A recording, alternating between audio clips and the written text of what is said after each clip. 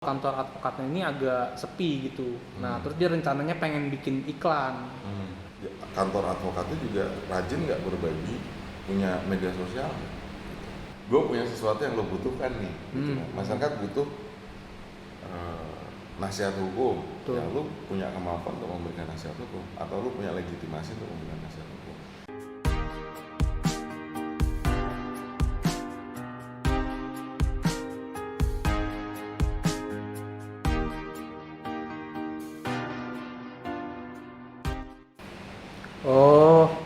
Oh gitu bang. Oke, siap deh, siap. Oke, sukses ya bang ya. Oke, sampai bertemu nanti kapan-kapan. Oke, siap. Dadah bang. Oke.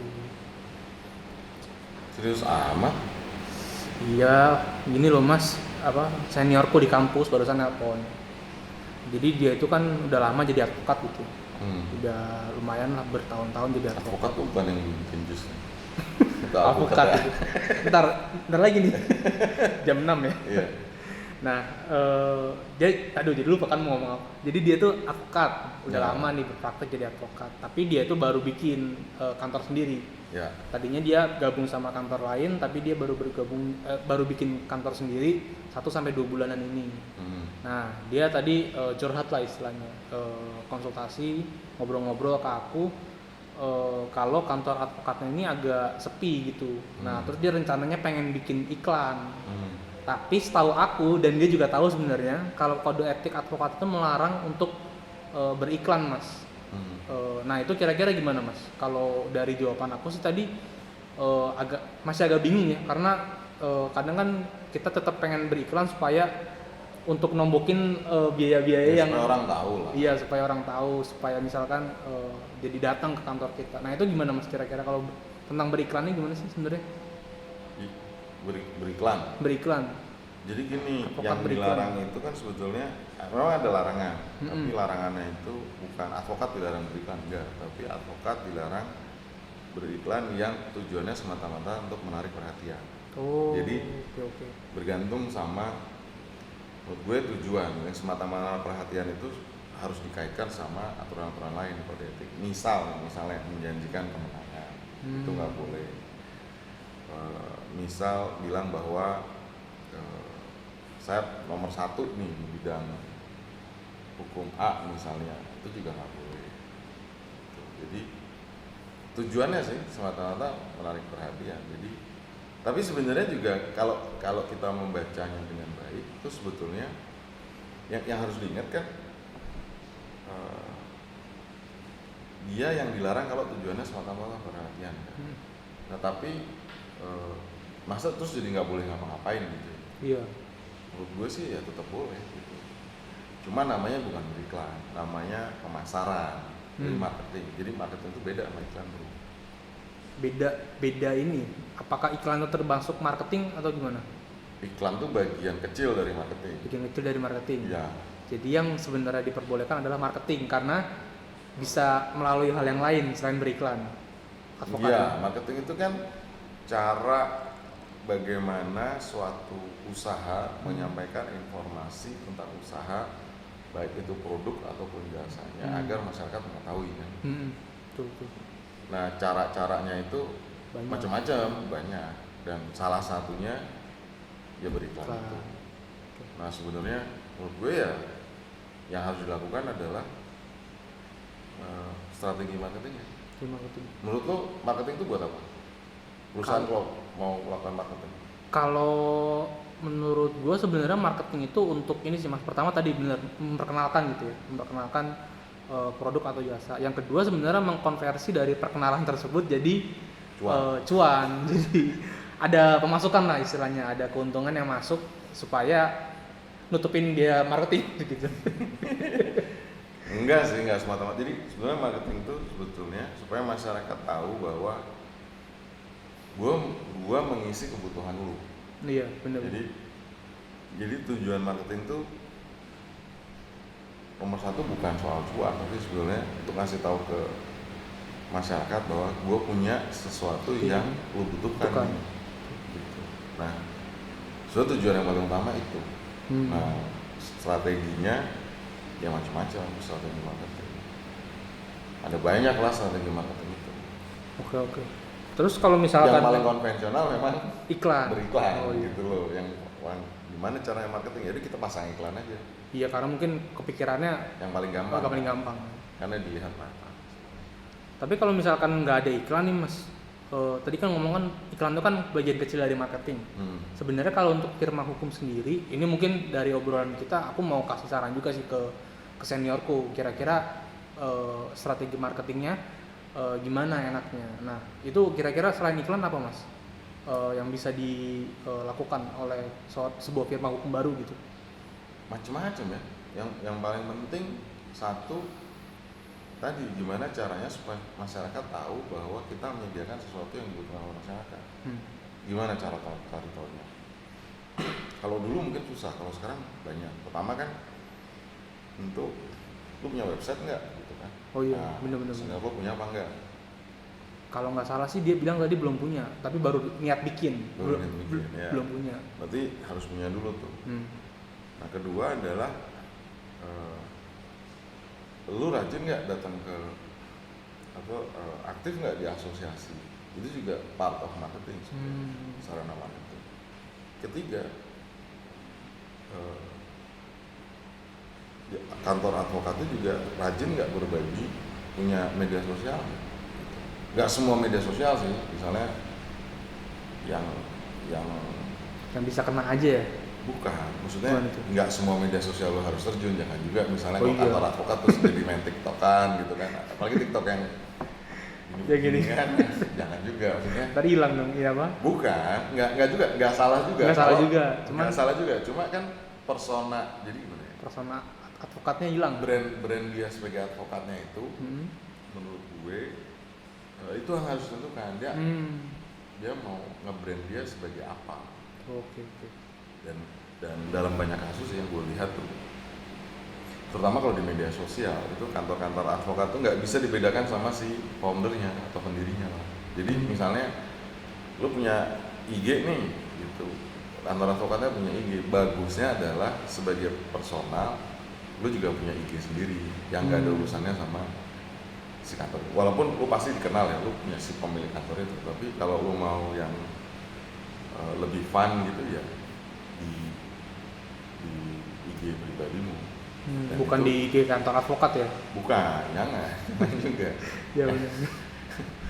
Ntar aktivitas misalkan apa ya naik yang naik gunung yang tidak ada hubungannya dengan aktivitas kantor advokat, malah jadi istilahnya apa ya?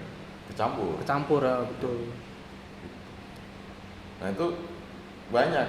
Itu misalnya tadi ya gue udah sebut punya website belum, punya media sosial belum, aktif di asosiasi profesi atau enggak, karena kan banyak ya, ada banyak organisasi advokat. Nah dia harus bisa aktif di salah satu organisasi advokat. Ketiga, ada cara lain, misalnya bikin training atau menyelenggarakan training. Kalau nggak mampu ya bisa kerjasama sama pihak lain untuk bikin training. Kelima, bisa juga ngasih konsultasi gratis gitu.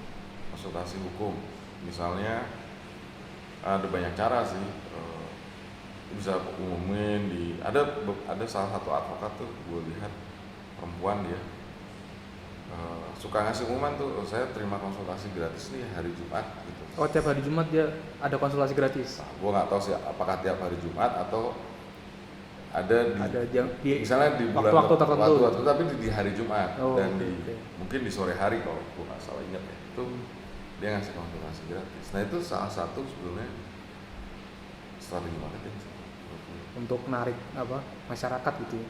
Enggak, bukan narik. You have to create awareness. Orang harus tahu dulu kan, lu memperkenalkan diri.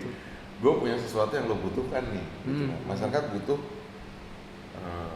nasihat hukum. Ya lu punya kemampuan untuk memberikan nasihat hukum, atau lu punya legitimasi untuk memberikan nasihat hukum.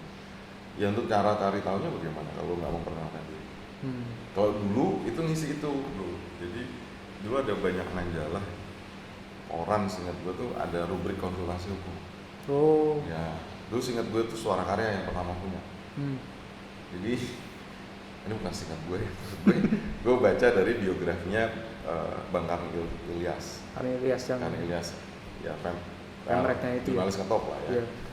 Di situ dia nulis tuh soal, tapi gue nggak tahu apakah itu yang pertama atau gimana ya. Tapi ada soal rubrik konsultasi hukum di Suara Karya pada saat itu.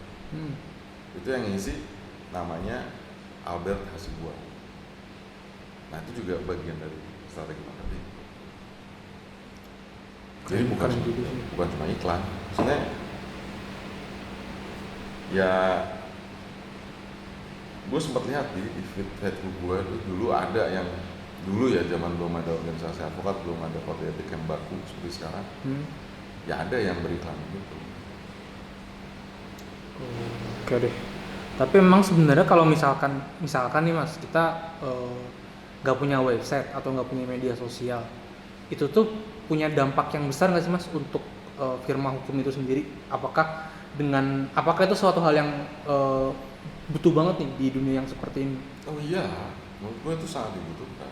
Pertama kan gini, kita nggak bisa model word of mouth atau getok tulang. Ya bisa sih, tapi bisa, itu ya bisa sih. Bisa aja, tapi lo harus ketemu timing yang banyak tepat orang yang tepat. Iya, gitu ya.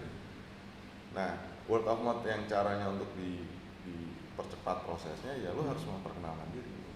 Cara memperkenalkan dirinya gimana? Ya mau nggak mau harus punya website, atau kalau terlampau sibuk itu bisa buat landing page. Ya kan? Tahu kan bedanya? Kalau website itu biasanya dinamis, kalau landing page itu satu halaman aja. Oh, yang kalau cuman diklik cuman ya itu aja halamannya, ya, scroll sampai bawah itu. Nah itu landing page. Lo harus punya setidaknya landing page. Gitu ya. Terus tapi juga nggak, sebenarnya orang nggak perlu ngeh banget sih lo lulusan mana, nggak tahu penting banget. Karena dianggap kan ya Anda orang hukum, ya Anda harus tahu menjawab persoalan-persoalan hukum yang saya hadapi, kira-kira gitu kan. Nah jadi isi dari website itu juga harus mencerminkan keahlian lo apa. Oh, oke. Nah boleh aja nggak punya website, lo punya, ya sama, sebetulnya secara teknis sama sih, nggak ada bedanya antara landing page sama website ya, karena dua-duanya internet. Kalau dicari tetap ada gitu. Tapi kalau landing page itu ya umumnya statis. Dia hanya satu halaman, ya, statis, sementara kalau website dia dinamis dia. Nah dan itu harus diamplifikasi sama media sosial. Jadi ya, tapi balik lagi ya, lu harus menciptakan brand sebagai kantor hukumnya seperti apa. Misalnya ya, yang secara umum kan kalau Anda advokat, berarti lu harus mencerminkan lu intelektual, ya, cerdas lah ya, berwibawa. Ya, berwibawa, cerdas, intelektual. Jadi penampilan di dalam website itu juga nggak boleh sembarangan, warna-warni gitu kan. Warna-warni boleh aja, karena itu ada aspek-aspek lain. Tapi misalnya kalau lo foto gitu, ya memang harus benar-benar perhatiin foto di studio yang proper. Atau kalau nggak pakai studio bisa outdoor ya, proper juga di outdoornya. Nah itu, dan harus dipikirkan sebetulnya ya, ini berlaku untuk yang small law firm ya, maksudnya bukan yang firma-firma yang gede ya, tapi yang small law firm yang baru merintis lah ya. Ya bisa aja yang baru merintis langsung gede, ada juga Pak. Yes, ada juga ya.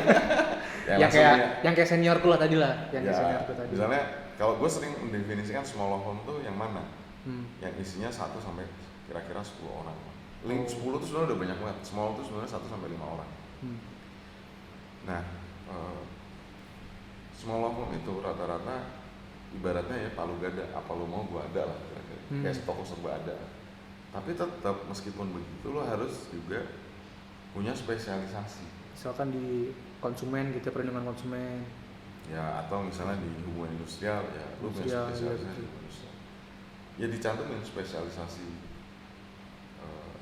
si advokat atau si kantor advokat itu sebenarnya di mana.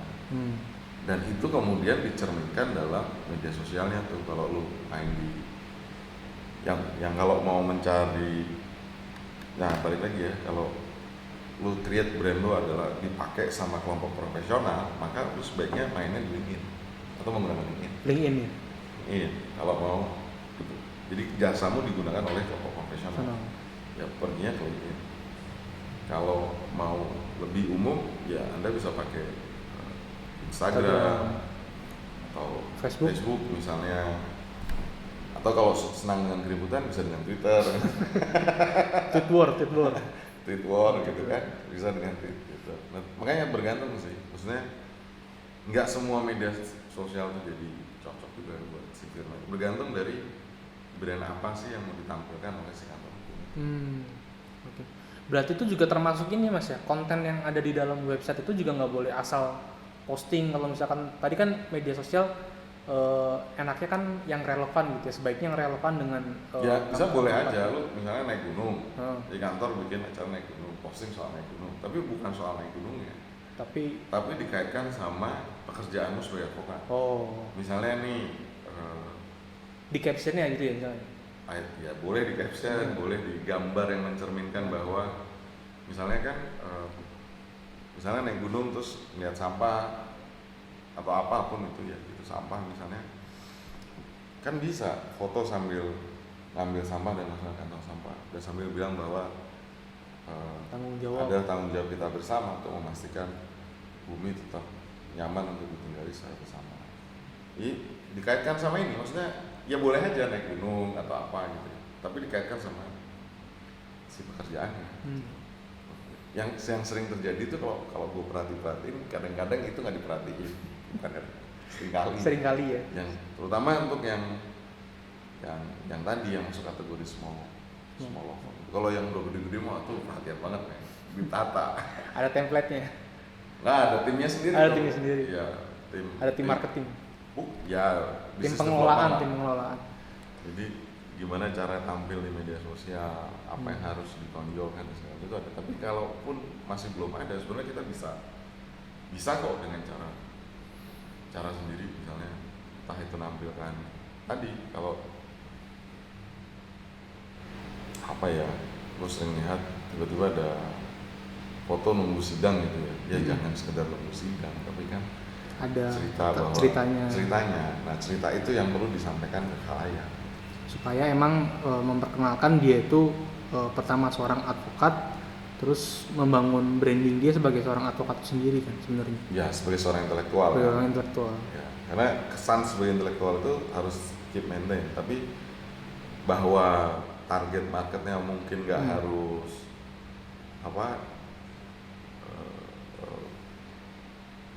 kelompok profesional yang old school gitu, atau yang lebih tren yang lebih kekinian tuh, itu nanti bagaimana cara komunikasi. Oke deh, berarti emang penting gitu Mas ya, tadi kan berarti ini obrolan yang di sini tuh sebenarnya bisa aku kasih solusi juga sih ke seniorku tadi yang telepon. Tapi yang harus diingat adalah bukan berarti lu punya website terus besok cuan, enggak. Harus tetap ini ya, bersabar, harus konsisten. Ya harus konsisten. Enggak mungkin. Maksudnya itu kan alat bantu untuk kita memperkenalkan keahlian kita ke masyarakat, ya kan. Alat bantu itu banyak macamnya tadi kan. Harus punya website, media sosial. Lu punya website, punya media sosial tapi nggak aktif di asosiasi, ya kan ada pepatah bilang, semakin banyak silaturahmi, pintu rezeki makin terbuka kan gitu. Nah, kalau nggak aktif di asosiasi profesi ya susah juga kan. Terus mungkin mengisi training. Karena kalau lu ngisi training kan sebetulnya asumsinya lu expert di satu bidang hukum itu. Nah, kalau lu nggak pernah ngisi, gimana caranya lu dianggap expert? Atau menulis jurnal yang bereputasi tentang satu isu hukum itu juga bisa. Atau tadi gabung di direktori hukum yang kayak sekarang kan udah ada apa ya, kemarin tuh Asia buat lohab.id itu kan direktori juga, gabung di situ, jawab pertanyaan-pertanyaan di situ, itu juga part of strategi marketing. Ya, berarti emang benar-benar ini sih penting sebenarnya. Iya, tapi dibalik itu semua tadi yang gue bilang, jangan marketing itu diartikan semata-mata cuan, tapi jadi proses ya. Ya, dia membantu masyarakat untuk mendapatkan apa yang dibutuhkan. Jadi melengkapi kebutuhan masyarakat butuh apa ya? Saya punya nih. Gitu. Kalau udah cuan terus, nanti asumsinya punya website ini maka besok juga Cuan. kagak gitu juga gitu. Jadi intinya website media sosial itu untuk Penting. memperkenalkan penting, Karena tapi itu untuk create namanya brand awareness. tapi jangan berorientasi pada semata-mata keuntungan. Enggak. Jadi itu untuk memenuhi kebutuhan masyarakat. Iya, dan caranya macam-macam kan. Balik lagi nih, semakin kita berbagi, sebetulnya semakin kita mendapatkan pintu rezeki yang semakin terbuka, gitu. Kira-kira gitu. Jadi semakin lo berbagi soal informasi hukum atau hal tertentu ya, lama-lama juga akhirnya terbuka kok pintu rezeki. Ya butuh waktu ya. Oke deh. Ya gitu Tapi apa deh. mas? Hah? Tapi apa mas tadi? Ya itu tadi jangan sampai kok gue udah punya website tapi nggak Cuan-cuan nih. ya. Jangan sampai. Nggak gitu juga kali. Ya semua butuh proses kali gitu. Iya. Konsisten yang penting. Konsisten. Ya, ada kok teman-teman gue yang baru buka gitu. Dia butuh waktu. Tapi dia rajin nanganin perkara, terus perkara itu diinformasikan dia sedang menangani perkara. Di website atau media sosial dia. Ya kalau dia nggak punya website yang tadi yang dinamis, dia main landing page, berarti lo harus berkuat di Media sosial. dan pilih misalnya media sosial mana. Jangan segala-gala diambil. Bisa aja sih. Bisa aja bergantung tadi. Iya. Personanya mau apa? Ya brand yang mau ditampilkan tuh mau seperti apa. Ya menurut gue nggak salah juga kalau Firman punya akun di TikTok kan. Karena TikTok sekarang kalau nggak salah juga udah ramai Ya. Ya kan ada tuh si Pak siapa Dirjen Kependudukan ya, dia memanfaatkan TikTok untuk menyebarkan informasi soal kependudukan. Nah, advokat kan juga bisa Iya, menyebarkan bisa. informasi soal banyak kok. hukum. Ya makanya menurut gue sih caranya tuh sekarang gampang banget dibanding 20 tahun yang lalu. Udah ada tersedia, tinggal Udah tersedia. tinggal sebenarnya pengen buat akunnya atau enggak. Iya. Niat tinggal buat akunnya niat atau enggak, dan kemudian juga niat untuk Mengelola. mengelolanya dengan baik atau enggak. Toh misalnya kecapean mengelola, ada pihak lain yang bisa bantu Bisa mengelola. dengan bantu. Udah Tinggal banyak kan ya. direktifnya dari kantor. Maunya apa? senior lo maunya gimana? Bisa Bisa diskusiin. Gitu. Banyak. Jadi nggak usah bergantung sama yang namanya iklan. iklan. Dan emang nggak boleh bergantung. Ya. Segala yang menimbulkan ketergantungan itu tidak baik mas. Oh iya benar. Bener-bener termasuk. Gitu. Oke deh, siap. Terima Jadi kasih banyak tahu mas. sama senior lo. Jadi coba pikirkan strategi marketing yang baik. Gitu. Nggak hanya iklan, bukan nggak hanya iklan sih sebenarnya. Nggak boleh iklan tadi kan ya? Kode Ya. itu. Walaupun tau bagus ya tadi gue bilang, Bagus. karena semata-mata menarik perhatian. Terus sebetulnya kalau gue ngeklaim gue kalau ada gue punya perkara sama gue pasti menang, itu nggak boleh tuh. Nggak boleh. Menjanjikan sesuatu yang berlebihan. Gue ahli dalam bidang hukum, ahli nomor 1 dalam bidang hukum X gitu. Itu nggak boleh. paling bagus gitu nggak boleh ya. Nggak boleh. Oke deh. Oke mas, siap. Nanti aku kontak dia lagi abang-abang. Kontak seniorku lagi. Abang-abangan ya. Kontak seniorku lagi untuk kasih tahu marketing yang baik itu gimana. Iya. Website dan media sosial dan segalanya.